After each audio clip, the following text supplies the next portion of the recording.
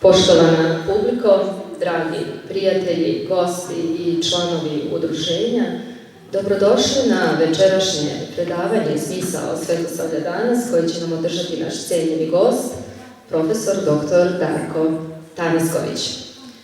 Ovo večerašnje predavanje je samo jedno u nizu dela koju čini samu manifestaciju koja se zove Svetosavske svečanosti i koja se dešava u organizaciji istoimenog udruženja građana, a sve u cilju kako bi obeležavanje Savindana dobilo jedan širi i značajniji kontekst i u cilju očuvanja naše narodne tradicije i naše duhovnosti i podsjećanja na istu da ne treba da je zaboravimo.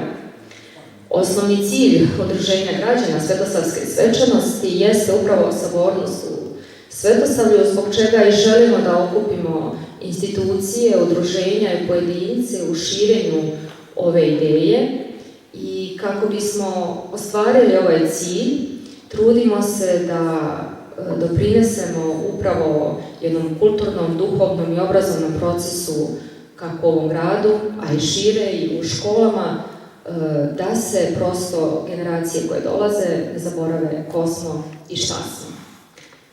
Jako nam je drago i velika nam je čast što večeras je prihvatio da bude deo ove priče, ove manifestacije i poruke koja ona nosi, upravo naš večerašnji gost, cijenjeni eminentni profesor dr. Darko Tanasković. Ja ću večeras imati tu čast da vam malo bliže predstavim njegovu biografiju, koju čine njegov lik i delo, a zatim ću dati reč njemu da nas uputi u osnovni pojam Svetosavlja i šta ono nosi sa sobom. Darko Tanasković rođen je 4. januara 1948. godine u Zagrebu, ali moram napomenuti da ima veze sa ovim krajevima, s obzirom da mu otac potiče iz Preljine, ako ne grešim. I oženjen je otac troje dece, diplomirao je orijentalnu filologiju i doktorirao je na Filološkom fakultetu u Beogradu. Godinama radio kao redovni profesor na istom fakultetu, poliglota, govori francuski, engleski, arapski, turski, italijanski, ruski jezik, a poznaje latinski i starogrčki. Poznat je po svojoj univerzitetskoj karijeri, ali i po svojoj diplomatskoj, možemo reći. Tokom svoje univerzitetske karijere objavio je preko 800 naučnih stručnih radova, kao i određeni broj knjiga koje su, a radovi knjige su i prevođeni, štampani na drugim stranim jezicima. Predavao je na univerzitetima u Sarajevu, Skoplju, Alžiru, Tripoliju, Rimu, gostovao je na većem broju univerziteta u zemlji i svetu i održao je niz javnih predavanja iz domena orijentalistike i islamologije.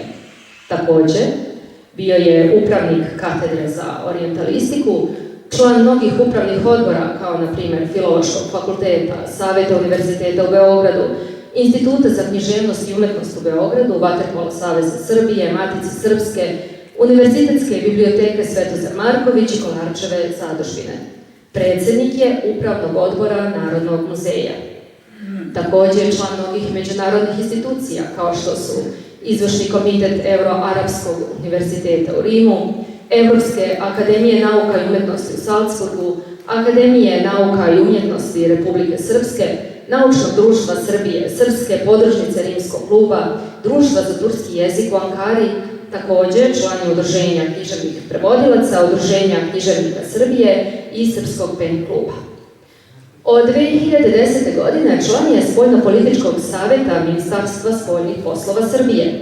Bio je predsjednik Saveta Diplomatske akademije Koča Popović i počasni je predsjednik Društva Srpsko-azerbejdžanskog prijateljstva. Pored ovako bogate univerzitetske karijere, moramo napomenuti taj diplomatski segment.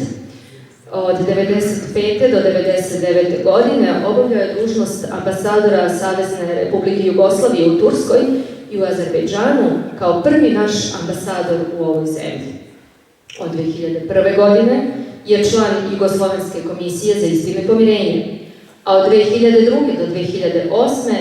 Darko Tanasković bio je na dužnosti izvanrednog i opunomoćenog ambasadora Savezne Republike Jugoslavije pri Svetoj stolici u Vatikanu i prvi ambasador naše zemlje pri Malteškom viteškom redu. Od 2015. do 2018. bio je stalni predstavnik Republike Srbije pri UNESCO u Parizu. Darko Tanasković je, pored ostalog, bio i član Mešovite pravoslavno-katoličke komisije za zajedničko razmatranje ličnosti i dela kardinala Alojzija Stepinca, a 2019. godine Vlada Republike Srpske imenovala je Darka Tanaskovića za člana Međunarodne komisije za istraživanje stradanja Srba u Sarajevu od 1992. do 1995. godine. Ovako bogata karijera sa sobom nosi i niz mnogih nagrada. Ja ću napomenuti možda neke od najpoznatijih i najznačajnijih. Papa Jovan Pavle II. Odlikovao ga je ordenom Velikog krsta reda Pija IX. Veliki majstor Malteškog viteškog reda ordenom Velikog krsta reda za vojničke zasluge.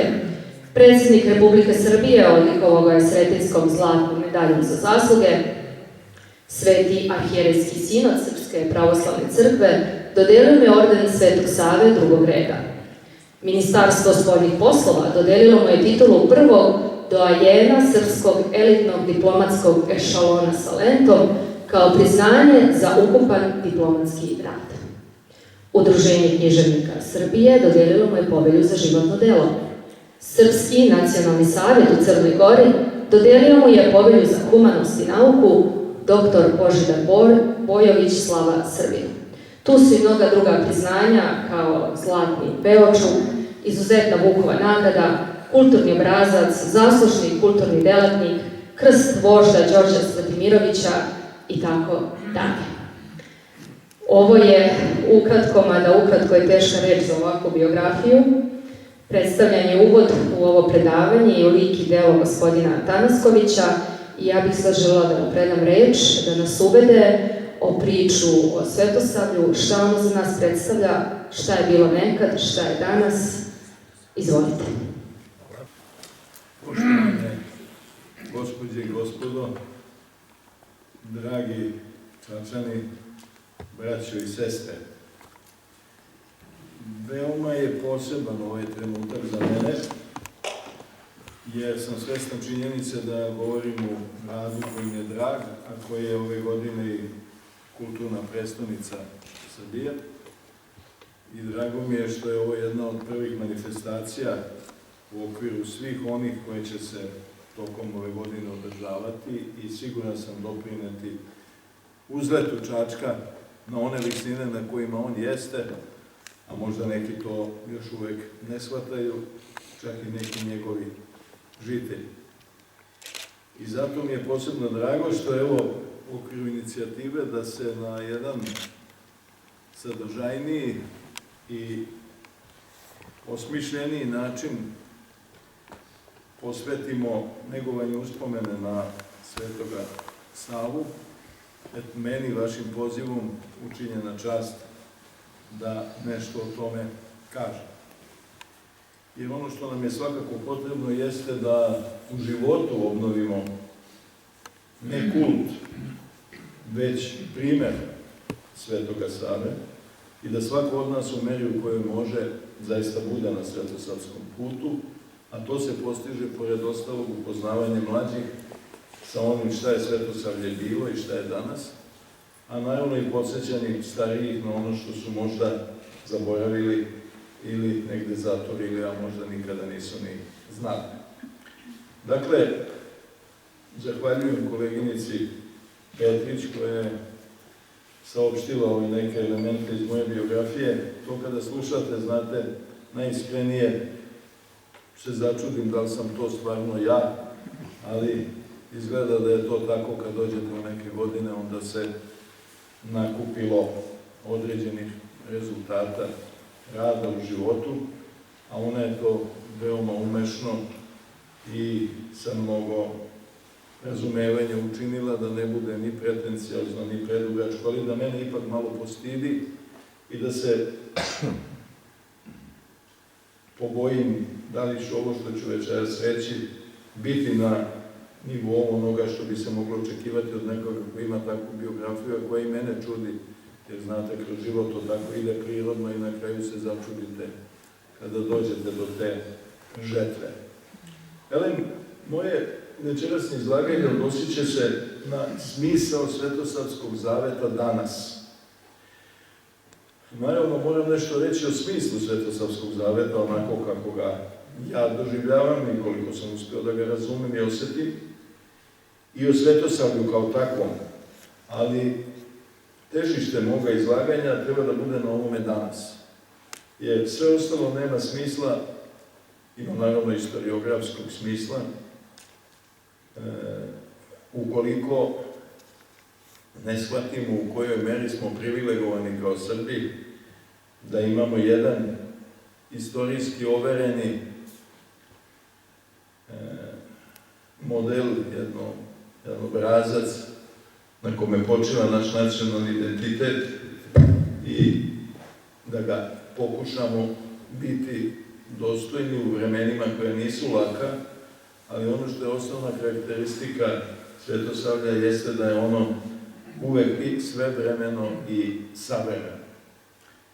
Veličina duhovnog i svetovnog dara koje je plemić Rastko Nemanjić kao Sveti Sava darovao svom srpskom narodu, takvi su i toliki da bi današnjem Srbinu ponajviše pristajalo bezmolvije, ćuteće iskazivanje večne zahvalnosti i naročito nastojanje da se vazda kreće stazom kojom je nepokolebljivo hodio i da ore brazdom koju je posvećeno smerno i moćno na mnogim njivama zaorao taj jedinstveni neimar naše pravoslavne duhovnosti, srpske kulture i državnosti.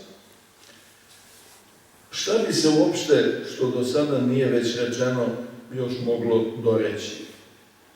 Jer makoliko nadahnute i učene bile, makoliko iskrene i iz srca dolazile, reči su nejake i zvuče isprazno pred apsolutnim. A pogotovo kad se svake godine o samim danu ponavljaju i traže nove, tačnije, izražajnije. Valjalo bi ćutati i, kako je govorio naš voljeni patrijarh Pavle, molitveno uzimati vreme pred svetiteljevom ikonom, a zatim svakim danom sve doslednije i marljivije slediti put koji je kroz bespuće prokrčio i kroz tamu prosvetlio naš najveći putokazac i prosvetitelj Sveti Sava. A on nije imao koga da sledi do svoje ljubavi prema Bogu i prema svome srpskome rodu. Pesnik Vasko Popa je to najjezgrovitije iskazao snažnim stihom. Putuje po mračnoj zemlji, štapom pred sobom mrak na četvoro seče. Putuje bez puta i put se za njim rađa. Mi pred sobom imamo davno prokrčeni put, samo ga treba u varljivim i lažljivim tmušama našega veka prepoznati i imati pouzdanja, odvažnosti, znanja i snage da se njime korača, makoliko to ponekad, a za Srbe u novije vreme prečesto, izazovno i teško bilo. Valjalo bi dakle samo zatajno, u tišini, na polzu svoga roda i naroda, marljivo obdelavati svoju njivu, ne bacajući zavidni i grešni pogled u tuđu, a svakog čoveka držati za brata, čak i ako se bratski ne ponaša. To je nauk hrišćanski i svetosavski. Nauk pretežak, a zadatak, kako je upozoravao mudri Vladeta Jerotić, u realnosti idealno nemoguće sprovoditi. Jer za čoveka kao slabo biće nedostižno je tako uzvišeno stanje duha i srca, ali mu treba uporno težiti, podvizavajući se kroz svakodnevna iskušenja, ponajmanje je hrišćanski i svetosavski govoriti jedno, a raditi drugo. Zato je često spas u ćutanju onome za koje Ivo Andrić rekao da je rečitije od svakog govorenja. Tako bi moralo biti, ali nas svaki novi Savin dan tera i da govorimo, da rečju posvjedočimo svoj pogled na svet i život. Jer u naše vreme smerno ćutanje se tumači kao znak zaborava i samozaborava. Iz raslabljenosti i pometenosti sred jednog sveta u kome čak i mnogi istoričari tvrde i nastoje da nas ubede da je za našu sreću i blagostanje zaboravljanje korisnije od sećanja. Pri tome, mnogi od onih koji nama na Balkanu zameraju zbog navodne zagledanosti u prošlost i nespremnosti da našu i svetsku buduću istoriju žele da kroje po meri našeg samozaborava i svojih mahom proizvoljnih, sebičnih, interesnih vizija. Istina je da ne treba i nije poželjno ni moguće sve pamtiti. Nije baš sve što je minulo vredno trajnog sećanja, a zaboravljanje onoga što valja zaboraviti proširuje horizonte upamćivanja onoga što se ne sme zaboraviti i izoštrava nejasne obrise sećanja na događaje, ličnosti i dela prošlosti, bez kojih ne bi bilo sadašnjosti, ani putokaza budućnosti. Ako nekoga i nešto moramo, zajedno sa svojom braćom i komšijama, pamtiti sa poštovanjem pominjati, onda su to Sveti Sava i povesni osviti srpske slobode. A šta nam danas primer Svetog Save znači da bismo svi zajedno kao Srbi ostali okupljeni na putu dostojanstva i slobode? Veličanstveni duhovni i svetovni podvig Svetog Save, ako budemo kadri da se ugledamo na njega i sledimo njegovu stazu, kao neugasiva zublja osvetljava put iz nezavršene prošlosti u nezapočetu budućnost. Njegova pouka istovremeno je vanvremenski duhovna i svevremenski ovosvetska. Samim tim, svetosavlje nije kako se priviđa onima koji ne mogu ili ne žele da razumeju nekakvo nacionalno, pa i nacionalistički suženo srpsko pravoslavlje, već skladan i delotvoran spoj univerzalnog, srpskog i stvaralačkog, što su kroz istoriju shvatili i Svetom Savi se poklonički uticali mnogi nesrbi, pa i nehrišćani, otvorenog uma i srca. Uzdizanje i slavljenje primjera Svetoga Save nije i ne bi smelo biti nekako zaslepljeno idolopoklonstvo, ili pak samo zadovoljno podilaženje sopstvenoj ispraznosti u jalovoj taštini, ritualistička rutina u stvarnosti koja nam izmiče. Pojanje svetosavske himne nije i ne bi smelo biti samo periodično predavanje poznatoj, dragoj i milozvučnoj laičkoj psalmodiji, već bi moralo biti uvereno obnavljanje zaveta, amanetu koji nam je kao neprolazno strebljenje savršenijem i boljem postavio utemeljitelj Srpske crkve, zakona, obrazovanja i kulture, monah kraljevskog roda, neumrli Sveti Sava. Čvrsta lična vera, ljubav prema svome rodu, ali i prema svim ljudima kao braći po stvorenju i sabornost, na čiji značaj Srbe nikada nije izlično podsjećati, to su temeljni i neprolazni nalozi Svetosavlja. Premda je Sveti Sava uzorao mnogu plodnu brazdu u Gospodnjem i u ovozemaljskom vinogradu, čini se da bi se u naše vreme i za naše vreme, ovde i sada, a zarad budućnosti, njegov amanet ponajbolje mogao sažeti u moralnom i praktičnom nalogu da vas da budemo ljudi, Srbi i stvaraoci. Jedino sledeći Savin putokaz i vodeći njegovim zahtevnim putem, moguće je biti i izdržati ujedno kao svetski čovek, pravoslavni Srbin i stvaralačka ličnost, delatno otvorena za duh i potrebe novih vremena i svetskih prilika, koje su često, ne samo za Srbe, preteće zloslutne neprilike. Jer baš takav je bio u svoje vreme mudri učitelj, samozatajni pomiritelj, umešni diplomata i višestruki neimar Sveti Sava.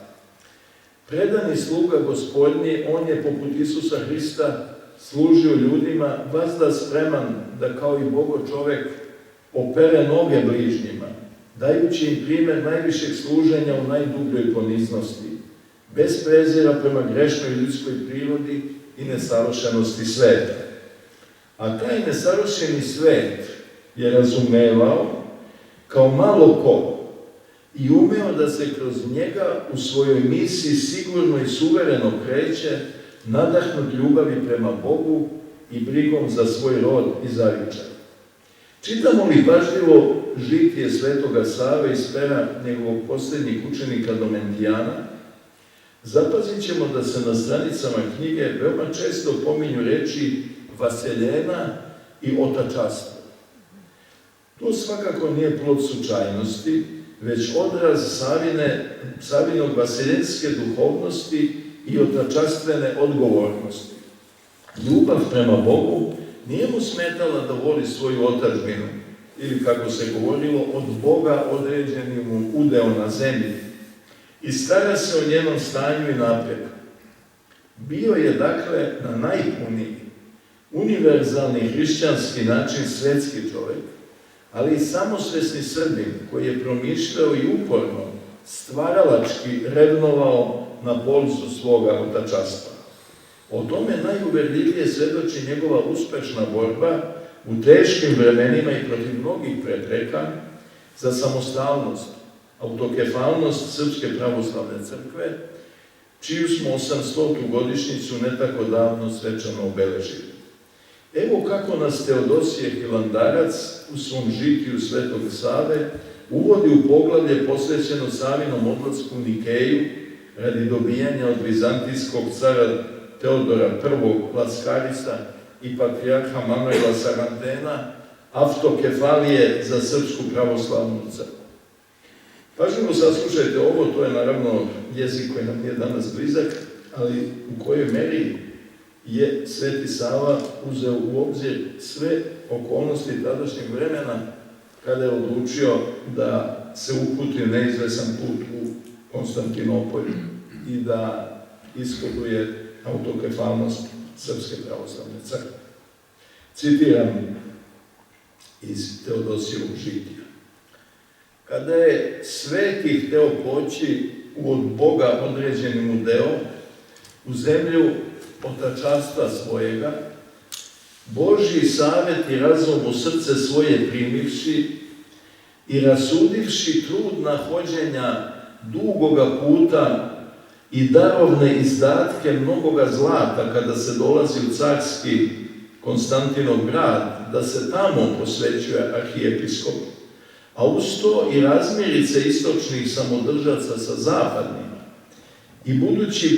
i buduće bede posle njihove nesloge i udovišto crkve kada nije moguće dolaziti u carstvujući grad na osvećenje, ali opet zbog neke mržnje da car i patrijarh drže crkvu, rasudivši o svima ovim nevoljama i hoteći ustrojiti našu zapadnu crkvu slobodno od svega ovoga u Bogu samoglasnom i ničim podložnom istočnoj crkvi, prizvavši u ovome molitvama prepodobnoga svoga oca Simeona, u pomoć i Boga pristupi k caru. Dakle, kao što ste mogli razumeti, on je zapravo u potpunosti procenio kakvi su odnosi između Carigrada i lokalnih pravoslavnih crkava i u kojoj meri je potrebno u takvim uslovima da Srpska pravoslavna crkva dobije svoju autonomiju, ne samo iz duhovnih, već kao što možemo vidjeti iz prevashodno istorijskih i praktičnih razloga, da se ne bi moralo putovati dugo u Konstantinov grad, da se tamo posvećuju arhijepiskopi, da se za to troši ogroman novac, da postanemo, odnosno da naša crkva bude i dalje sužanje nekih sukoba sa kojima nikakve veze nema, između crkava i pojedinih velikodostojnika i tako dalje. To je sve vrlo praktično sagledavanje jednog vremena i onda je on odlučio da se uputi, iskoristivši na najbolji način sve prednosti koje je imao, gde su ga dobro znali na hrišćanskom istoku, da izdejstvuje autokefalnost Srpske pravoslavne crkve. Ako to uporedimo sa našim savremenim vremenima, vidi se da je on zapravo u ono vreme činio ono što bi pravi istinski državnici morali da čine danas. Kako razložno, racionalno sagledavanje nezavisnog položaja Srpske crkve u jurisdikcijskoj počinjenosti Konstantinopolju i na temelju te precizne političke dijagnoze smela odluka da se zatraži puna samostalnost za svoju arhijepiskopiju. Da li je ova misija u službi otačanstva udaljila hilandarskog monaha od vaseljenske univerzalnosti pravoslavne hrišćanske vere? Nimalo. Naprotiv, Savino veliko postignuće učinilo je da se i u savršenijoj meri nego pre toga u njegovoj arhijepiskopiji nesmetano, u skladu sa logikom pravoslavne ekleziologije i liturgije, u svakoj liturgiji obnavlja zavet sa Isusom Hristom, odnosno projavljuje saborna crkvenost vernih, a istovremeno valjano obavljaju državni i ini važni poslovi ovoga sveta. Kao svetski čovek, Srbin i stvaralac u svome vremenu i svetu, Sveti Sava blistavo je dokazao kako je moguće biti iskreni hrišćanin, pripadnik svoga naroda i delatnik u zadatom, nesavršenom, ali jedino mogućem i realnom svetu. Delujući za, a ne protiv, razrešio je teško razrešivu usudnost, razapetost crkve, koja po Hristovim rečima o njegovom carstvu nije od ovoga sveta, a mora živeti u ovome svetu. A to je izazov svakog istorijskog vremena, našega možda i više od bilo kojeg prethodnog. Najčešća i najkraća definicija svetosavlja je ona koju je upotrebio Ava Justin Popović, kada je rekao da je svetosavlje pravoslavlje u srpskoj redakciji, odnosno da je to pravoslavlje u srpskoj verziji, kako ga Srbi doživljavaju i praktikuju.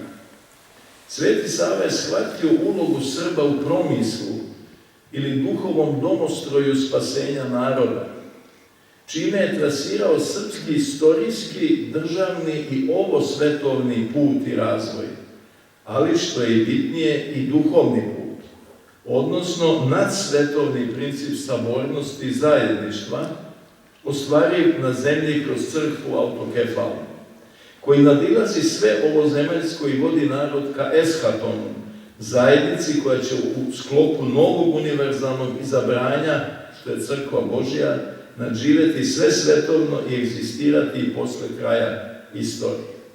To bi bilo srpsko transistorijsko i nadistorijsko, ovozemaljsko i onozemaljsko pozvanje.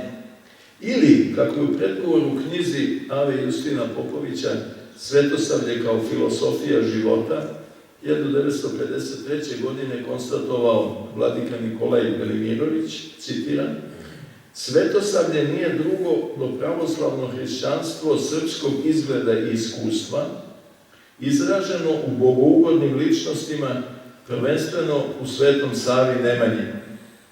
Ovaj izraz svetosavlje potekao je u naše vreme od mlađih profesora i studenata Beogradskog bogoslovskog fakulteta i već je ušao u opštu upotrebu kod Srba. Završeni citat. Načelno je važno primetiti da je svetosavlje kao naziv za pravoslavlje u Srba na tragu primjera i celovitog obrazca Svetoga Save i njegovih duhovnih naslednika srazmerno novijeg datuma, što zloupotrebljavaju oniga koji ga žele suziti, uniziti i svesti na nivo velikosrpske nacionalističke ideologije modernih vremena. Jer ono je kao stvarni put pravoslavne revnosti kod Srba životno postojalo vekovima, bez i pre bilo kakvog posebnog imena. Ni mi danas nemamo potrebu da se zaklinjemo u svetosavlje, već da živimo i delamo svetosavski. Za naše nacionalno osjećanje i saznanje, ideologija i pragmatika istinskog progresa data je u ličnosti i radu Svetoga Save, učio je Justin Popović.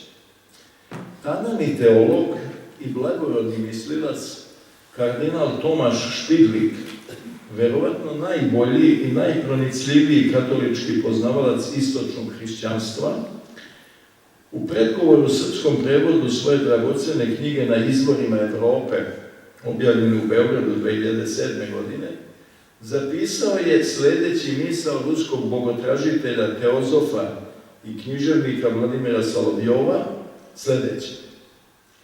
Ne samo pojedini ljudi, već i svaki narod imaju svoje neponovljivo pozvanje u istoriji čovečanstva. S izvesnom lakoćom tu možemo primetiti doprinos antičke filozofske misli, rimskog prava, Biblije koja dolazi od Jevreja i onoga što su potom dodali pojedini latinski i germanski narod. A Sloveni, čini se da njihov utjecaj nema baš veliki ugled u međunarodnom forumu. To znači da u današnje vreme tek dolazi njihov trenutak da u potpunosti ostvare svoje univerzalno pozvanje. Završen citat. Uopšte, središnja Špidlikova ideja temeljila se na uverenju da slovenski narod i hrišćanstvo i svetu tek treba da daju svoj puni stvaralački doprinos. Da li bi se takva civilizacijska perspektiva mogla dopasti posthrišćanskom i globalizmom obezduhovljenom zapadu, onom delu Evrope, Evropskoj uniji, koji je svojevremeno iz preambule svoga osnovnog normativnog akta, Ustav Evrope, isključio judeo-hrišćansku tradiciju kao jedan od njenih temelja? Svakako ne.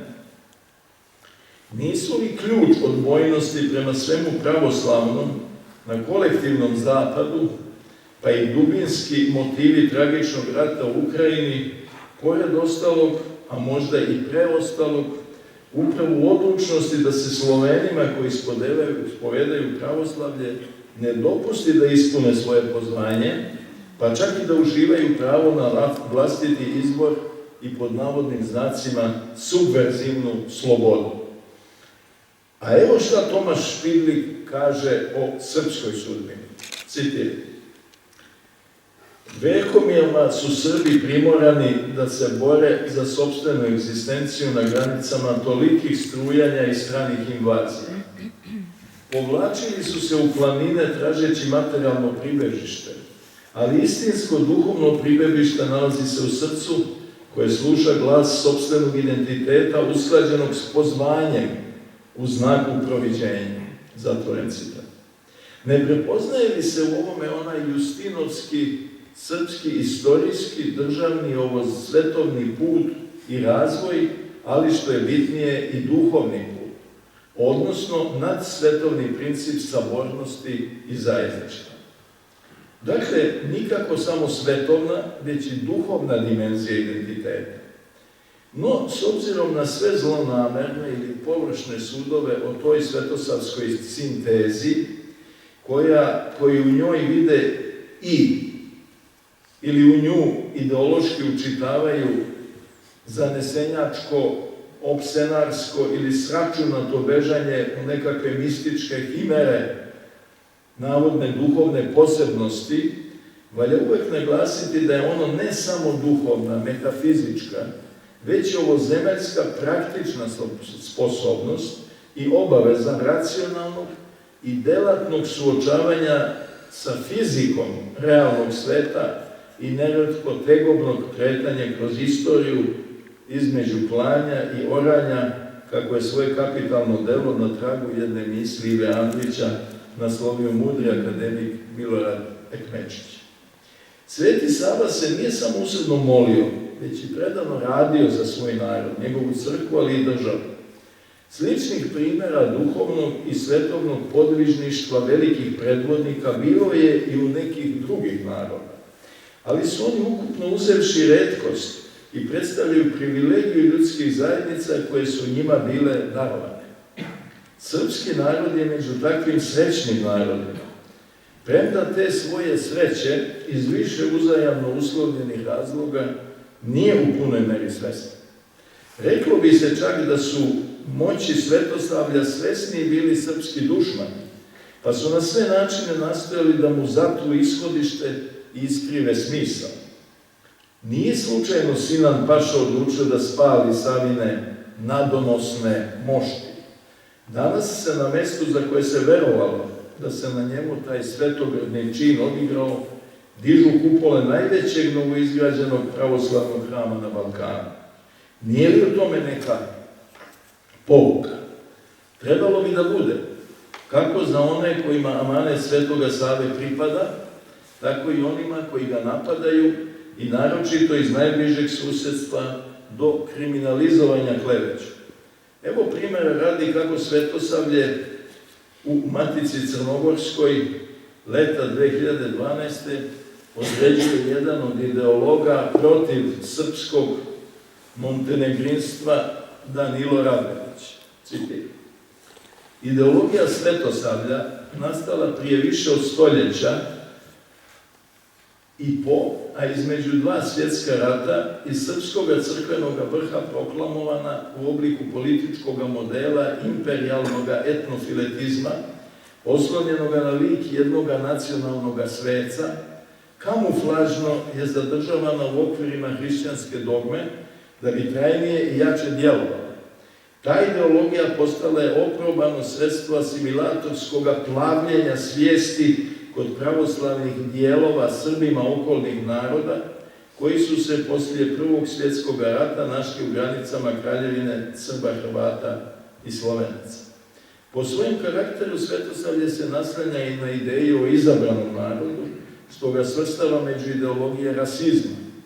Istovremeno sa učvršćivanjem Svetosavlja u okviru Srpske pravoslavne crkve rađeno i na stvaranju fikcije o njegovom ekumenskom karakteru kroz promovisanje pojma sabornosti. Završen citat. Sličnih, pa i gorih provala mržnja na Svetosavlje moglo bi se navesti svašta. Najgore u svemu je to što ima Srba, pogotovo u novije vreme poljuljanog sistema vrednosti i samospoznanog lutanja, sklonih da usvoje ovakve opake i otrovne neistine. Zato ih i o Savinom danu moramo teška srca pomenuti i ukazati u lažnost, ali i štetnost. Više sebe nego njih radi.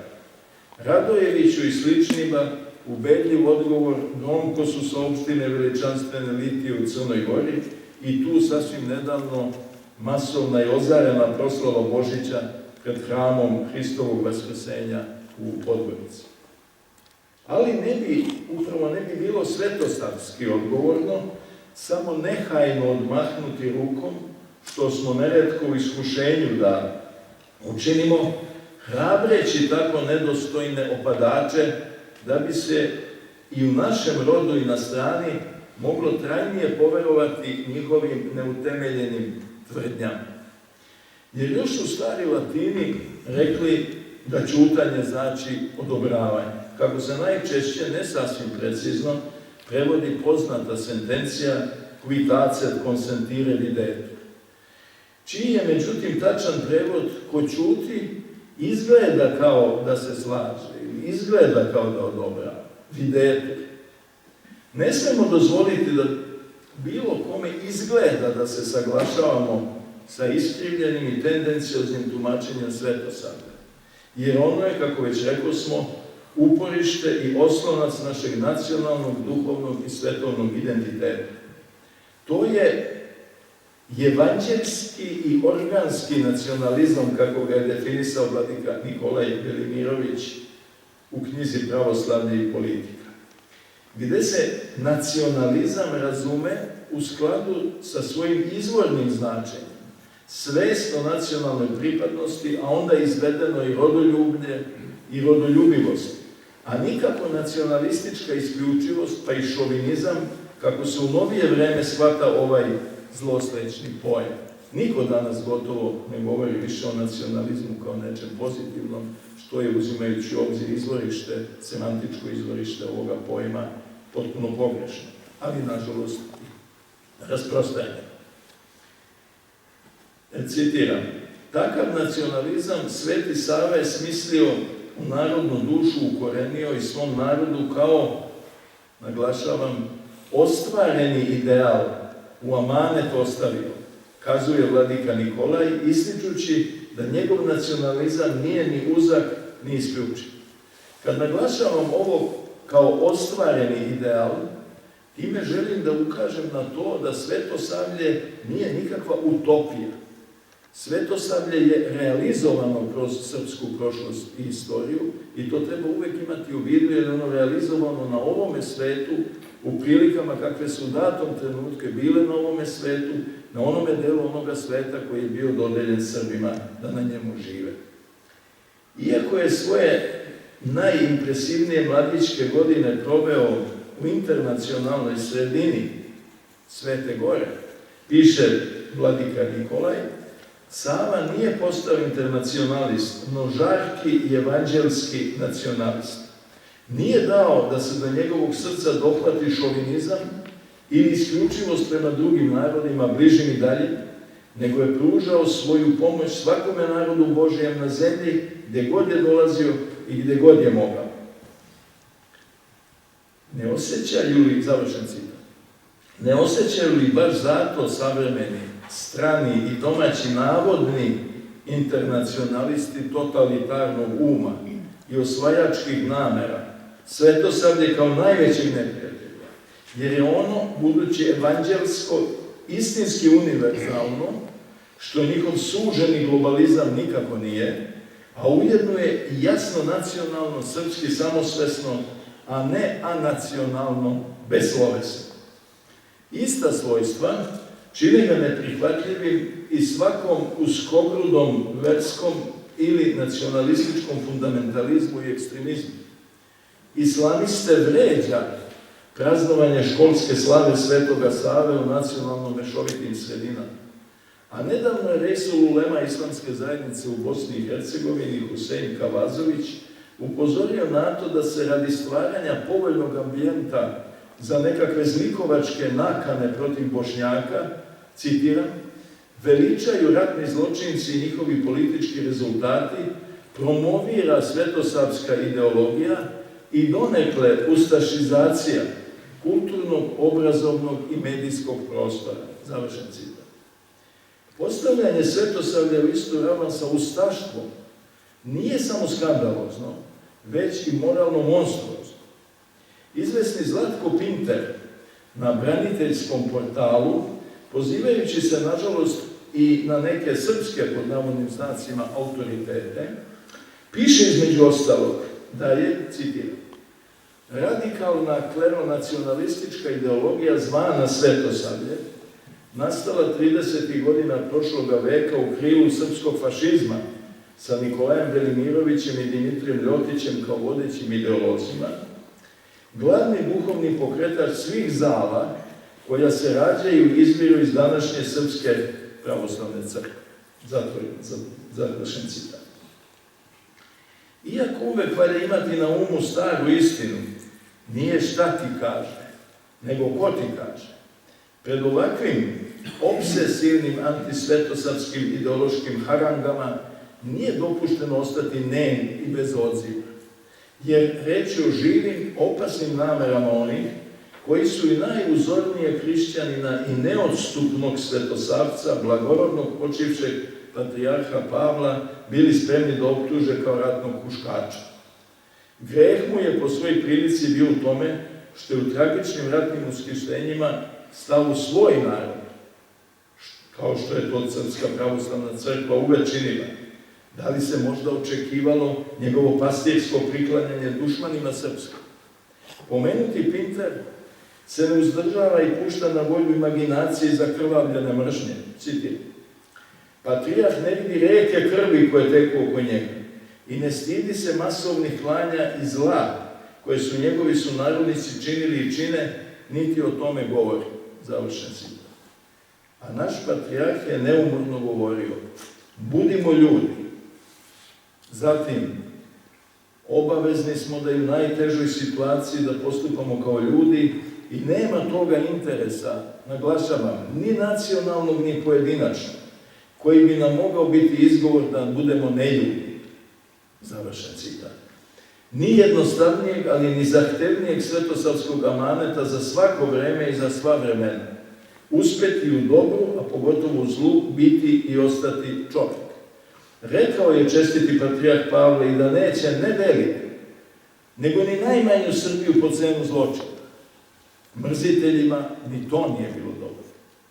Slediti visoki ideal svetosavske punoće logosa u ovo vreme u bezduhovljenosti i sveopšte sumnje u smisao egzistencije iznad ravni pukog fizičkog preživljavanja, zadovoljavanja telesnih potreba i pretežno niskih poriva nikako nije lako, a kada je bilo, ali mu treba istrajno težiti.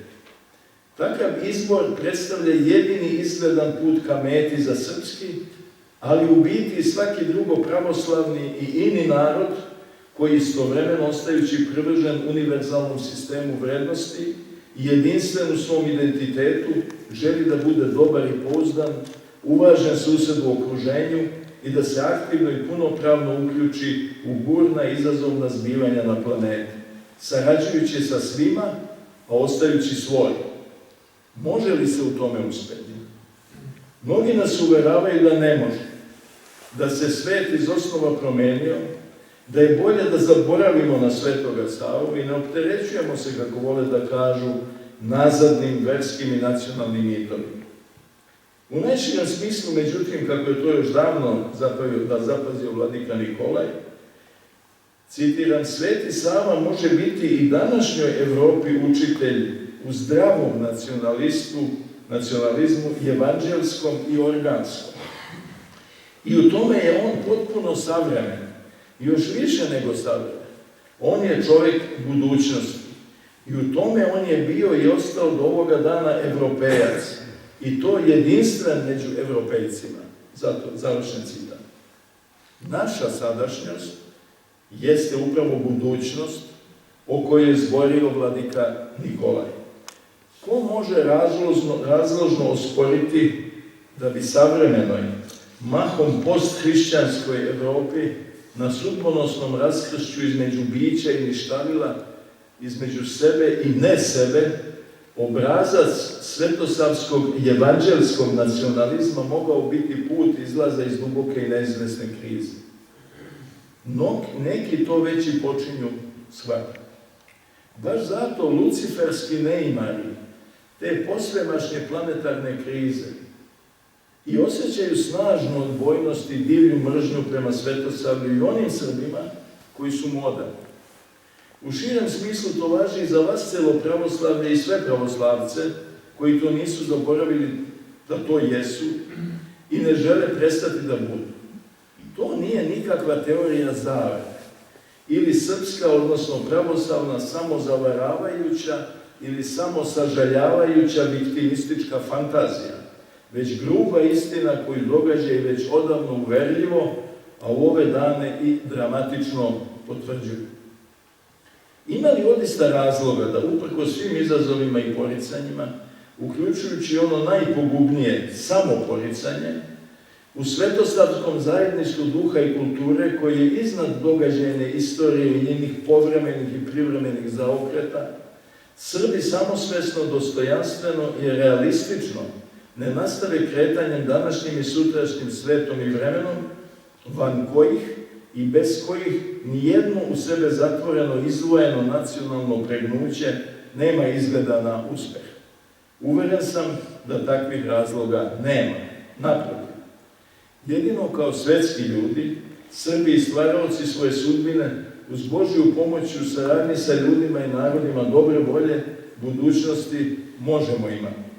Sveti Sava nas svojim amanetom na takvo ponašanje obavezuje, daje nam primer i ukazuje na pravi put. Mnogi bi bili srećni da imaju takvog putokazca. Zato sledimo ga, braćo i sestre. Hvala.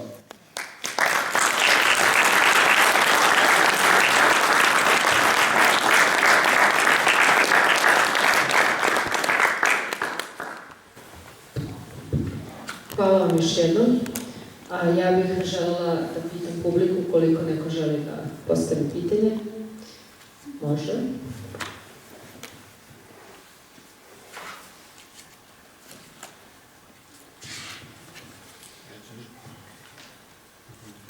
znači da ste bili više nego iscrpni i razumljivi. Da nam je sve jasno. To može značiti, to može i nešto drugo, da sam bio nerazumljiv. Meni odgovara, interpretiram u skladu s ovim što ste vi rekli. Znate, inače imao sam jednog kolegu, profesor iz Izraela, koji je rekao da on mrzi pitanja posle predavanja. Kaže, postoje dve vrste pitanja, postoje glupa i pametna pitanja. Kaže, ne volim ni jedna ni druga, glupa zato što jednostavno ne znam čovjek šta bi odgovorio, a ni pametna je obično ne znam opet šta da odgovorim, jer su pametni. Ali bez obzira na to, svaki dijalog je uvek dobro došao i naravno ja sam otvoren ukoliko ima potrebe, ali tema je takva da možda i nije pogodna za nekakvu raspravu, ali kao što ste rekli, izvolite. Ja bih postoji pitanje.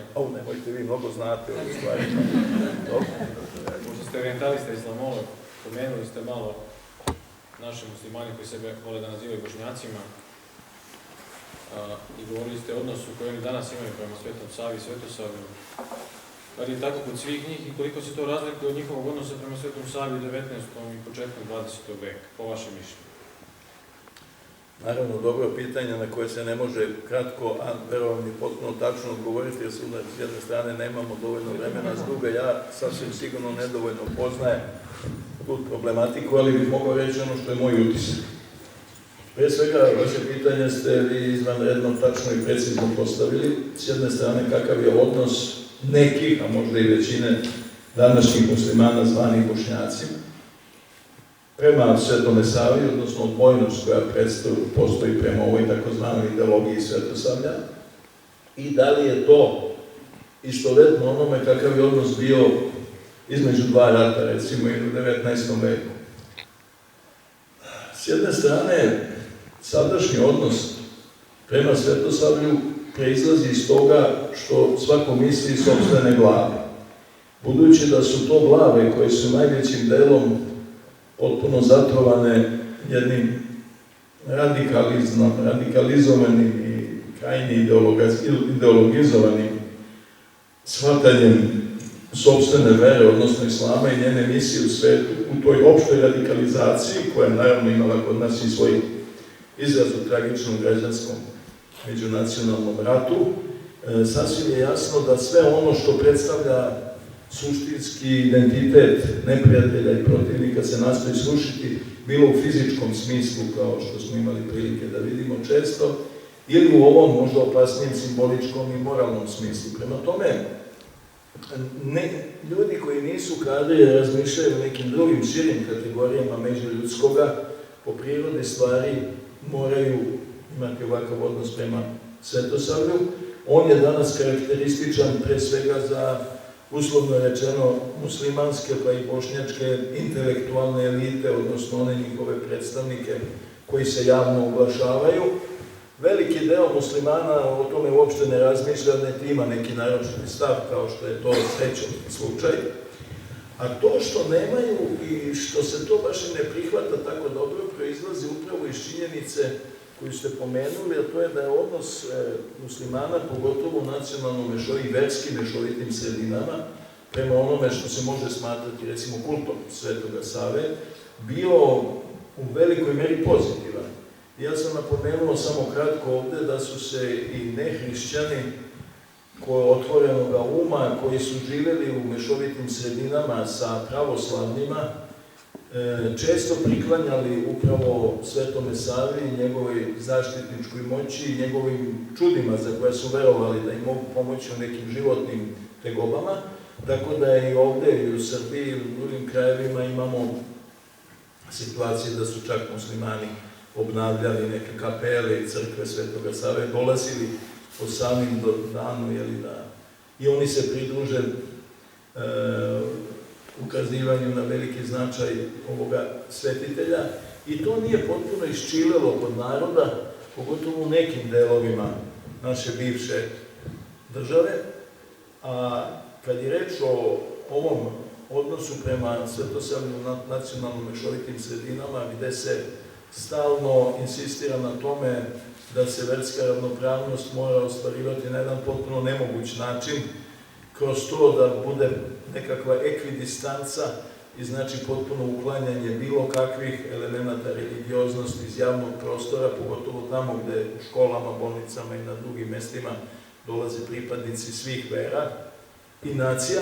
To je nešto što nije samo specijalitet naših krajeva. Mi smo recimo u Italiji imali velike polemike o tome da li treba ukloniti raspeće sa zidova u učionicama školskim, u bolnicama, u zatvorima i tako dalje, jer su neki muslimanski ideolozi zastupali stav da to, kako su govorili, obnaženo muško telo na dasci predstavlja sablazan za decu u školi, bolesnike, zatvorenike i da ga treba ukloniti, a naravno oni su se u tome pozivali na odredbe određenih zakona o verskoj ravnopravnosti koji su bili natopljeni sekularizmom, ne sa zdravom sekularnošću koja jeste najbolji izbor za više nacionalne i više verske sredine, već jednim ateističkim i antiteističkim sekularizmom i navodnim poštovanjem ravnopravnosti ljudskih prava,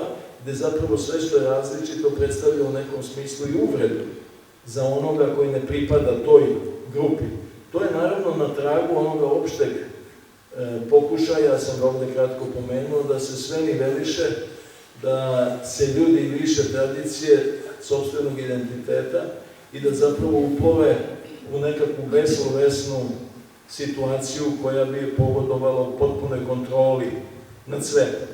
Kada je o muslimanima reč, oni naravno ponekad vrlo perfidno na zapadu se koriste svim dobrobitima koje im pruža demokratija. Jedno od tih je upravo mogućnost da se mogu javno izraziti na ovakav način, a sa druge strane u svojim sredinama uopšte ne primenjuju ono što bi trebalo da bude, tako kažu, acquis européen, odnosno taj jedan zajednički opšti evropski sistem vrednosti, već se tu praktično sami getoizuju i stvaraju zatvorene zajednice u kojima ne poštuju ono što bi morao biti neki standard života u jednom sekularnom društvu.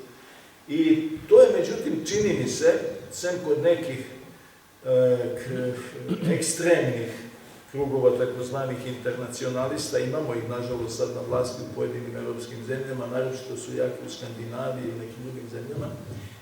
To je već sad postalo prilično jasno i onom delu ljudi na zapadu i stanovništva koje još nije beznadežno sekularizovano u smislu ovakve nasilne ateizacije, kome svest nije u potpunosti isprana i sad već dolazi do reakcija na ovakvo poimanje demokratije, odnosno uništavanje Evrope oružjem koje ona sama stvori.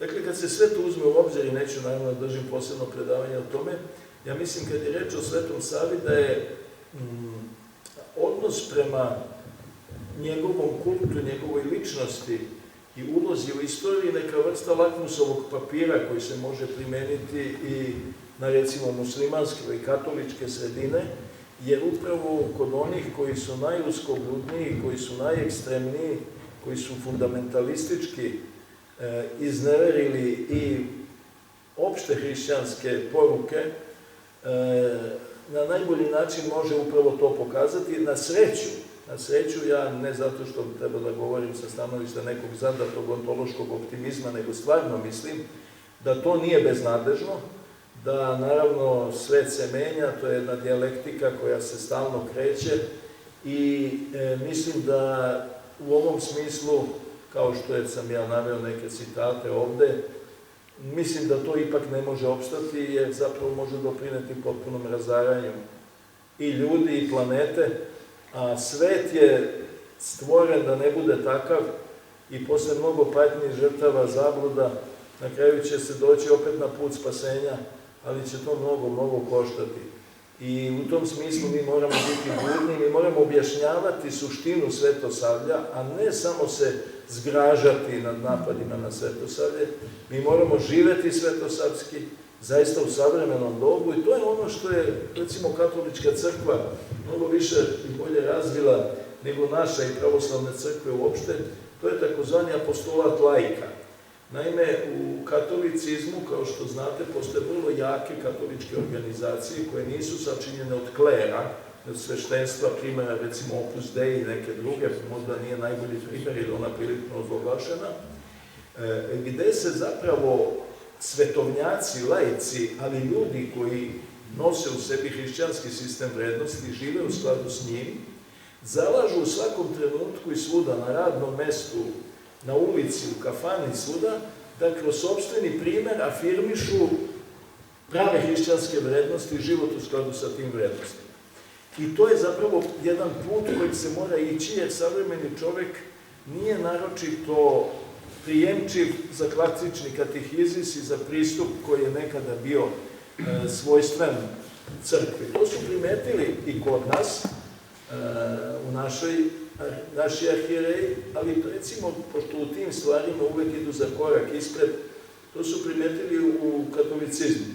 Recimo, počivši sada papa, ranije umirovljeni papa Benedikt XVI, ja sam o tome nekome govorio baš danas, je napisao 2005. godine jedan zanimljiv traktat pod naslovom Stanje kulture u Evropi. On je za to dobio nagradu Benediktinskog samostana Subijaku u Italiji i iza toga naslova Stanje kulture u Evropi krije se jedna ambiciozna i po meni vrlo zanimljiva ideja, ne samo po meni, jer da je po meni ne bi bilo važno. On je otprilike, ja ću time završiti, izvinite kad ste mi pitali šta da je, 2 minuta pa ću završiti. On je tu otprilike rekao kako od vremena prosvetiteljstva osnovni moralni kriterijum jeste da se moramo ponašati kao da i donositi odluke sami iz svoje slobode, kao da Boga nema. Eci Deus non daretur, kao da Boga nema. A kaže, s obzirom na to da savremeni čovjek nije prijemčiv za klasični katehizis ili bilo kakav oblik didaktičkog pristupa, jer se odmah kao jež, znači odbojno naroguši na to, hajde da pokušamo da sa našim savremenicima, koji tvrde da su ateisti i da ne veruju u Boga, pokušamo razgovarati na taj način što bismo im rekli, ne morate vi verovati u Boga ako ne možete. Ako vam je to strano, niko vas na to neće terati. Ali ajde da učinimo nešto, da pokušate da se ponašate kao da Boga ima. Veluci Deus daretur. Da se ponašate kao da Boga ima, pa da vidimo šta će onda biti. A ne morate verovati u njega. Drugim rečima, da se taj i prirodni moral i moral koji je sakralizovan kroz 10 Božijih zapovesti, a protiv kojeg ne može imati ništa, ni jedno, ni crkveno, ni političko učenje, bar javno, ljudi na neki način vrate poznaniju prava, da vide koje su osnove prirodnog morala, međusobnih odnosa i da onda u tome prepoznaju zapravo izvorište morala koje se nalazi i u verskim učenjima, konkretno znači u hrišćanstvu. Dakle, u takvoj situaciji ponavljam, odnos prema Svetome Savi je danas prividno i na površini izrazito negativan kod većine onih koji se javno izjašnjavaju, koji utiču na stanje duha u muslimanskoj sredini, ali primetio sam da tamo već počinju nailaziti unutar te sredine na određene otpore koji proizlaze upravo iz ove dubine Savinog kulta koji postojao na Balkanu i bivšim jugoslovenskim zemljama veoma dugo i bio vrlo plodonosan. Ukratko tako, izvinite se. Što sam odužio? Ne, volimo da duže pričamo. Ja se hajme dvije pitanje, izvolite. Da ostavimo druge po strani, šta ćemo mi sami sa sobom, kakav je naš, kažem naš, mislim, srpski odnos prema Svetom Savi, koliko smo tu dvolični, koliko ne poštujemo to što imamo i koliko kroz poštovanje našeg jezika i ćirilice imamo dvostruki odnos prema Svetosavlju i svema onome što sad večeras govorimo i što ćemo o ovim praznicima govoriti, a sutradan ćemo raditi nešto drugo. Mislim da svi zajedno na to treba da damo odgovor, ja ga nemam. Samo pitanje je polovina odgovora, jer u vašem slučaju mislim i više od toga. Ono što sam želeo kroz ovo izlaganje je potpuno nepretenciozno da kažem je upravo to da mi moramo u životu moramo biti svetosavci na način 20. i 21. veka, da pri tome ostanemo u onom osnovnom, znači utemeljenju, ono što je večno i svevremeno, a to je upravo taj Hristov nauk i sve što on podrazumeva. Dakle, to je sasvim jasno, naravno, dosta smo zabludeli, mnogi se trude moćnim sredstvima da nastavimo tim putem, ali verujte mi, pored ostalog i ova inicijativa o Svetosavskim danima u Čačku, koje ranije nije bilo, meni govori, ne zato što želim da budem bezrazložni optimista, govori da neka iskra se budi, udar nađe iskru u kamenu, kako je napisao Njegoš. Znači, mislim da to je samo dijalektika za ljudski život prespora. Ona sporo ide. Mi bismo očekivali da se nešto dobro pojavi, opipljivo već sutra. To je teško. Isuviše mnogo snaga radi protiv toga. Ali, s druge strane, one istovremeno i razbuđuju tu iskru i sasvim sam siguran, naročito kada govorim o mlađim ljudima, mlađa srednja generacija i mlađa generacija, sa kojom sam ja dugo kao profesor naravno sarađivao, imam utisak koji nije samo moj, da je recimo generacija koja je sada negde možda 20 do 30 godina, je u pozitivnom smislu konzervativnija od svojih očeva, od nas svojih očeva. A mi smo još uvek bili generacija, i još nekoliko decenija ili generacija posle nas, koji smo stalno stremili nekakvom takozvanom progresu i ukidanju tradicionalnog. Moj je dubok utisak da, ja sam to u jednom intervju rekao, evo sad ću, a to je delimično odgovor na pitanje, prošle godine, baš u Svetosavskom broju pečata, kad su me pitali da odredim preovlađujući duh u mladoj generaciji, što je pitanje na koje naravno ne možemo nikada tačno odgovoriti, jer je svako uopštavanje takve vrste po definiciji pogrešno, ja sam bio slobodan da svoj utisak o jednom bitnoj dimenziji duhovnog stanja mlade generacije iznesem sledeću formulaciju. Mislim da veliki deo naše mlađe generacije prožima nešto što bih nazvao potencijalno produktivnim cinizmom. Sad, šta to za mene znači potencijalno produktivni cinizam? Pre svega, činjenicu da su mladi ljudi postali prilično cinični. Ne veruju nikome i ničemu.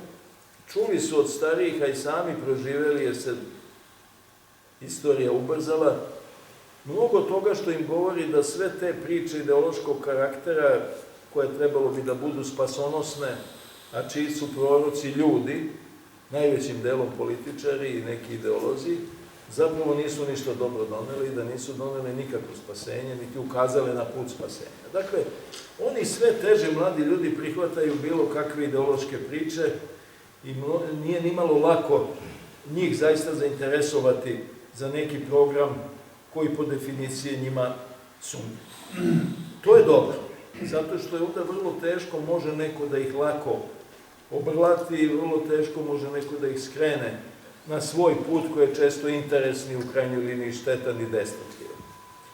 Sada, pošto su relativno široko obavešteni brzinom kretanja informacija i mogućnostima koju pruža internet i razne drugi izvori znanja, mladi ljudi su relativno dobro i obavešteni o tome šta se dešava i to je njihova prednost jer prosto gledaju sa izvesnim cinizmom, gledaju sa nepoverenjem, sa izvesnom dekartovskom sumnjom na sve ono što im se nudi kao nešto što bi trebalo da bude konačno rešenje, izbavljenje i tako dalje.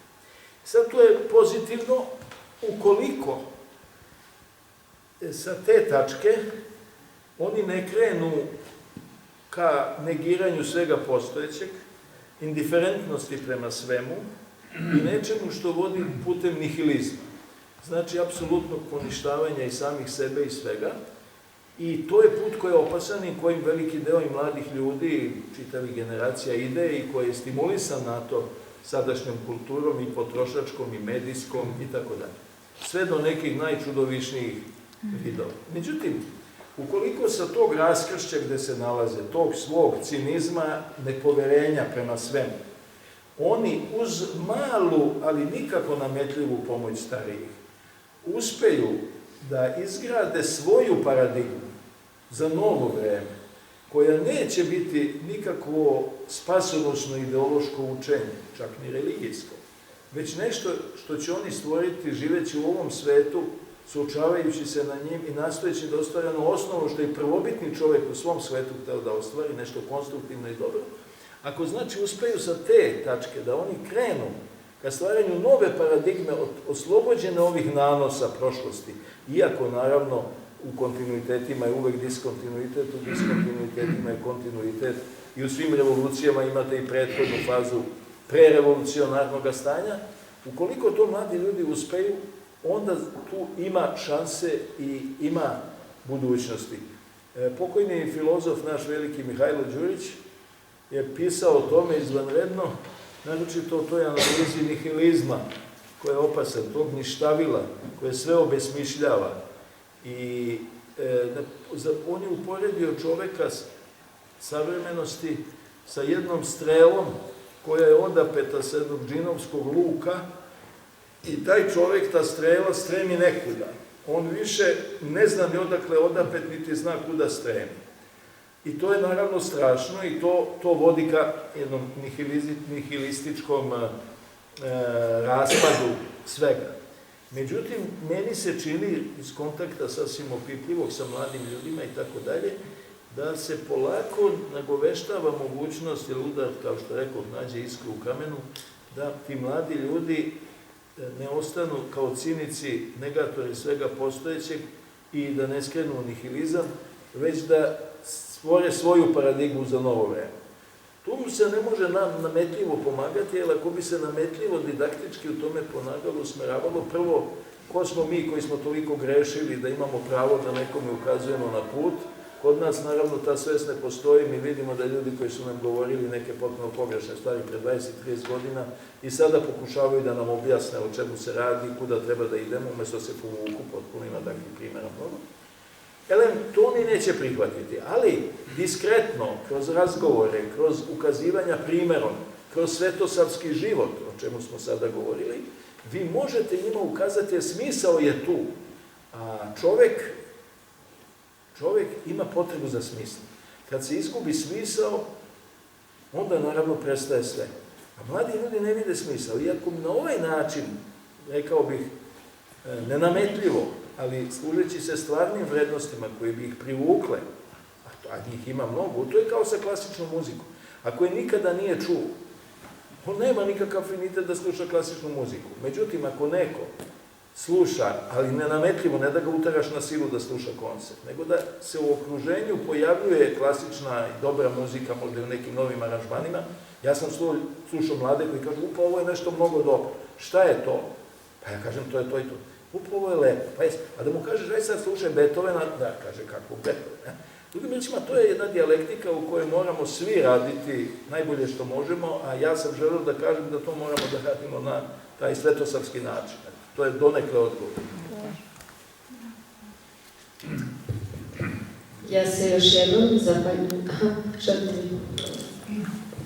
Ako sam vas dobro razumeo, u odgovoru na prvo pitanje, da ste spomenuli hrišćanski fundamentalizam, da li sam dobro čuo ili ne, možda pojasnite to prvu rečenicu i u odgovoru na prvo pitanje, kad ste rekli da se istorija ubrzava, da ste tu mislili? Što se tiče ubrzanja istorije, tu nisam stručan, samo iz ličnog iskustva mi se čini da to sve nešto mnogo brže ide i da se u poslednjih 20-30 godina više istorije dogodilo nego u prethodnih 50 i kad je Francis Fukuyama postavio tezu o kraju istorije, možemo videti da se više istorije dogodilo posle tog njegovog teksta, pa je on sam promenio svoje mišljenje i počeo piše na drugi način. Dakle, sticam okolnosti u koje ja ne mogu da protumačim, jer ne znam, neki stručnjaci, čak tvrde fizičari, da se vreme i objektivno ubrzalo zbog neke promene ose zemljine, ali ja to ne znam. To je jednostavno tako, zaista se ubrzalo, saberete sve događaje mi se, znate kako, mi se kao ljudi navikavamo na te promene svakodnevno, prilagođavamo im se i to je samo odbrambeni mehanizam, jer bismo poludeli kada bismo odjednom mogli da shvatimo istorijski značaj promjena koje su se dogodile u našem životu, samo u našim životima. I, znači, srećom čovjek ima taj samo odbrani mehanizam navikavanja na to i stvaranja određene otpornosti. Inače, vratite se unazad, otvorite oči, razmislite, pomislite o sebi pred 30 godina i o svetu oko sebe, mnogo onoga što danas se dešava, ne bismo mogli zamisliti. A to je vrlo brzo, to je kratko. Ranije je to bilo 50-100 godina i tako dalje. Dakle, to je jednostavno jedan moj utisak, ne mogu teorijski da objasnim. A što se tiče ovog hrišćanskog fundamentalizma, tema o kojoj je kod nas pisao moj kolega i dragi prijatelj Zoran Krstić, inače rektor Bogoslovije u Kragujevcu, među prvima se osmelio da piše čak o pravoslavnom fundamentalizmu, jer znate, kritikovati i biti samo kritičan, to nigde nije simpatično. Postoji mnogo, rekao bih, usmerenja i sekti u hrišćanstvu, u katolicizmu, u protestantizmu, koji je vrlo sumnjiv uopšte kao jedna crkvena religioznost, pa svakako i kod nekih pravoslavaca fundamentalističkih tendencija u smislu isključivosti i vrlo selektivnog biranja jednog određenog, kako bih kazao, seta dogmi koje će oni prihvatiti kao jedine važeće, a gubljenja smisla, a onda i naravno satanizacije svega što može predstavljati neku drugačiju interpretaciju dogme. Jer Sveto pismo je, kao što je govorio Umberto Eco, Biblija, je otvoreno delo. To je velika prednost svetih pisama. To su otvorena dela u koja, naravno ne menjajući njihov osnovni smisao, svaka generacija, svako vreme učitava neko svoje razumevanje. I oni su otvoreni baš zato što su izvori inspiracije za budućnost. Velika prednost hrišćanstva je u tome što se tu su ljudi koji to bolje znaju od mene, izvinite ako grešim, u pravoslavlju, a i u načelu i u hrišćanstvu, u svakoj liturgiji se zapravo obnavlja, pogotovo pričesti, obnavlja se zavet, i to neumrli večni zavet sa Isusom Hristom, sa njegovom žrtvom, sa njegovom krvlju i tako dalje. Drugim rečima, vi u hrišćanstvu uvijek imate mogućnosti da u moderno doba u kome živite nađete nadahnuće u tom večno živom Hristu. Jer nisu to samo, kako su govorili u latini, skriptura, samo ono što je napisano, ne, nego ono što je življeno kao hrišćanstvo. U tom smislu držati se, recimo, samo jednoga spisa ili držati se samo jednoga tumačenja, bilo kojeg aspekta i hrišćanske dogme, da ne govorimo o fundamentalizmu islamu, gdje je on mnogo izraženiji, je nešto što zatvara te horizonte smisla. Recimo, počivši Papa Benedikt XVI, veliki teolog, koga uvažavaju i naši arhijereji, ja sam bio prisutan u Vatikanu kad su pokojni metropolitan Amfilohije, Vladike Irine i sa njim razgovarali o vrlo delikatnim teološkim temama, uključujući i primat pape čak, koji je uvek, da tako kažemo, tabu tema. On je u tom smislu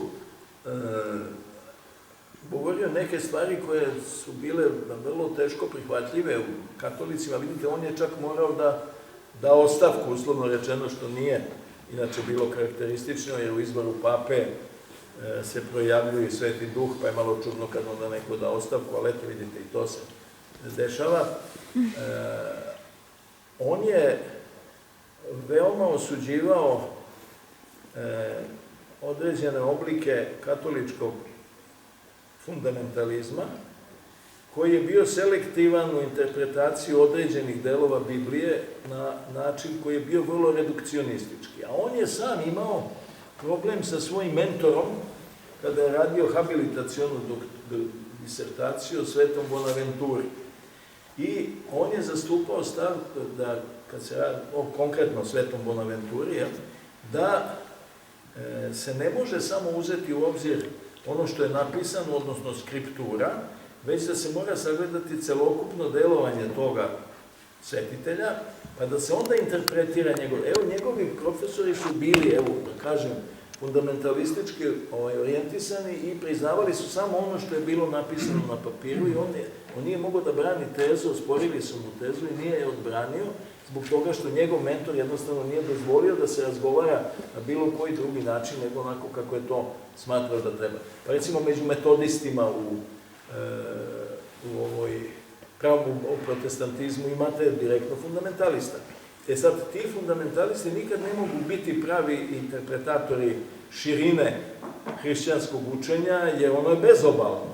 Ono ima neke osnovne principe, ali naravno, kao što su ljubav, kao što je praštanje, kao što je i tako dalje, to ostalo imamo sve u Bibliji od pete Božje zapovesti pa nadalje, uzeti jedno kao boljševici, znate, recimo ako uzmete marksizam i marksističku filozofiju i uzmete onaj kurs boljševički koji su svi morali da prođu od 15 strana boljševici, to je u stvari fundamentalistička interpretacija marksizma koja zapravo nema veze sa filozofskim marksizmom, ali ima neke njegove elemente. Dakle, duga tema, u pravoslavlju ima toga možda manje, baš zbog prirode svetosavlja i toga što baš ljudi nisu suviše religiozni, znate, uopšte danas tvrditi da ovde postoji neki klerikalizam, to je s jedne strane zlonamerno, a s druge strane potpuno netačno, jer kamo sreća se više poštuje. Postoji crkva i sveštenici, to uopšte nije, nažalost, karakteristično.